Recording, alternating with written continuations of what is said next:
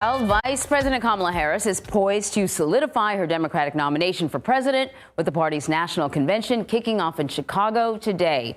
It comes as the latest CBS News polling shows Harris has opened up a slim 3-point lead nationally over her Republican counterpart, former President Donald Trump. CBS News' Election and Surveys Executive Director Anthony Salvanto has the latest. Well, heading into the Democratic convention, what you have is a tight, close race. That's how you would describe this. Harris +3 nationally over Trump. But of course, the national vote does not decide the presidency. It's the battlegrounds, those states that are going to be the tightest, and they're dead even. Now, what's going on here as they head into the convention? The first part, I think, is this contest within the contest to fully define Kamala Harris. And on that, you see that a third of voters, as I scroll over to this slide, don't necessarily feel that they know everything that she stands for. And that's the space in which that back and forth is probably going to take place. The other part of this is, how similar or different is she in the public mind to Joe Biden? Remember, Joe Biden was trailing in this race. Well, 64% say they feel her policies and views are mostly the same as Joe Biden. She actually does relatively well with voters who fall into that category. Less so, though, with folks who say her views are entirely the same. That also defines the space heading into the convention. How does she get defined?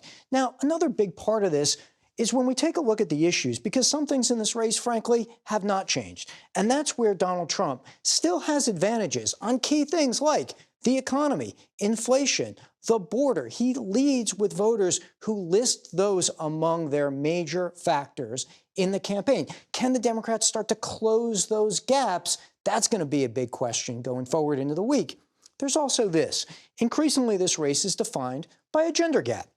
Let me show you that. Because what you've got is, first of all, this break between men and women, not entirely atypical in a presidential race, but it's been increasing here. More men for Trump, more women for Harris. And it's the why behind that that I want to point out. Number one, you see women more likely to feel that Harris will fight for people like you. Men, conversely, say that more about Donald Trump. That's number one. The other point here is, take a look at wider views on the push for gender equality in the U.S. Folks who think that that push is going too far, overwhelmingly voting for Donald Trump.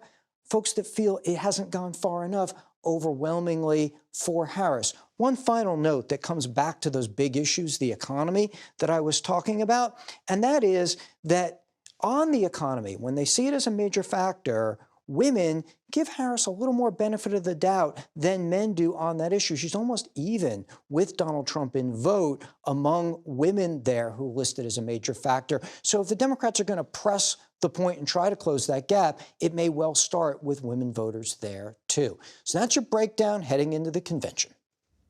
All right, Anthony, thank you.